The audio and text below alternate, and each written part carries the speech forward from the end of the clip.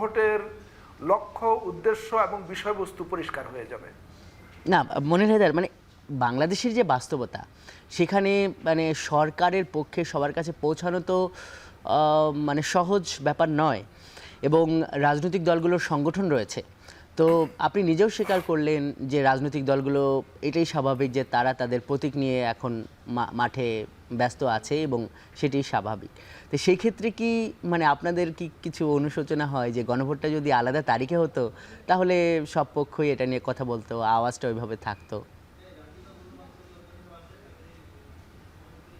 দেখুন, অনুশোচনার কোনো প্রশ্ন না। এটা রিয়ালিটি বা বাস্তবতার সামগ্রিক হিসাব নিকাশ বিচার বিশ্লেষণ করে সরকার এবং নির্বাচন কমিশন সিদ্ধান্ত নিয়েছে যে গণভোট এবং জাতীয় নির্বাচন একই দিনে অনুষ্ঠিত হবে, এবং এই বাস্তবতার আলোকেই পরবর্তী কার্যক্রমগুলো গ্রহণ করা হচ্ছে।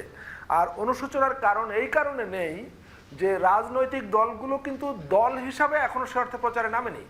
প্রচারটা করছে নির্দিষ্ট প্রার্থীরা, যাদের প্রতীক আছে, দল থেকে মনোনয়ন পেয়েছেন কিংবা পাবেন বলে আশা করছিলেন। ধরেন এখন তো নমিনেশন পার্টিগুলো থেকে একটা মোটামুটি ঠিক হয়ে গেছে যে কোন দল থেকে কে পাচ্ছেন কে পাবেন, কিন্তু আজ থেকে ঠিক 2 সপ্তাহ আগে চিত্রটা ভিন্ন ছিল। একই দল থেকে নমিনেশন পাবেন এই আশায় একাধিক ব্যক্তি, এমনকি কোথাও কোথাও 5, 7, 10 জন পর্যন্ত তারা প্রচারের মাঠে ছিলেন। এটা খুব স্বাভাবিক। আর গণভোটের বিষয়টা হচ্ছে যে গণভোট কিসের উপর হচ্ছে? গণভোট হচ্ছে বাংলাদেশের ইতিহাসে মহান মুক্তিযুদ্ধের পর সংঘটিত সবচাইতে বড় গণ অভ্যুত্থান বা আপরাইজিং, সেটার যে আকাঙ্ক্ষা এই রাষ্ট্র ব্যবস্থার একটা ব্যাপক মৌলিক গুণগত পরিবর্তন করার জন্য। এটা এদেশের জনগণের এজেন্ডা, এটা কিন্তু কোনো ব্যক্তি বিশেষের, কোনো দলের বা কোনো মহলের এজেন্ডা না।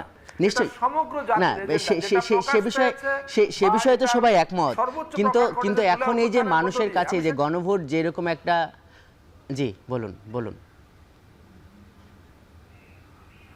না, আমি বলছি আপনার কাছে তো গণভোটের প্রচার কেমন হয় বা হতে পারে এরকম কোনো এক্সাম্পল আপনার সামনে নাই। কারণ আমি বিশ্বাস করি 91 সালে যখন গণভোট হয়েছে তখন আপনাকে যেহেতু আমি চিনি, হ্যাঁ, আপনার সেটা আমি জানি না তখনও আপনি আপনার বয়স কত ছিল।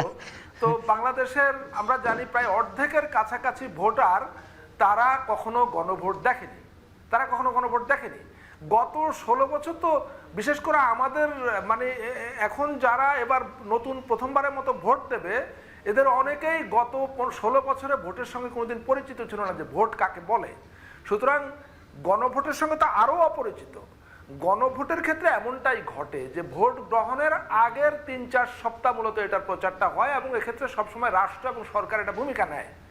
জনগণের পক্ষে রাষ্ট্র এই জিনিসটাকে আয়োজন করে, এটার ব্যাপারে জনগণকে অবহিত করে, এবং এটার জন্য যা যা করণীয় সেটা রাষ্ট্র এবং সরকার করে। এবারও তার ব্যতিক্রম হবে না।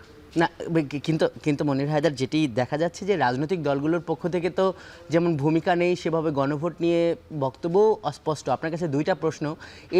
এই পরিস্থিতিতে আপনার কি মনে হয় যে মানে গণভোটের একটা নেতিবাচক ফলাফল আসতে পারে? আরেকটা প্রশ্ন হলো যে রাজনৈতিক দলগুলোকে আপনি মনে করেন যে তারাও গণভোটের পক্ষে প্রচারণা করতে পারে? এই প্রশ্নের উত্তর আপনার কাছ থেকে নেব। জনাব মনির হায়দার, আপনি সঙ্গে থাকুন, আমাদের একটা বিরতিতে যেতে হচ্ছে। দর্শক, যাচ্ছি বিরতিতে, সঙ্গে থাকুন আপনিও।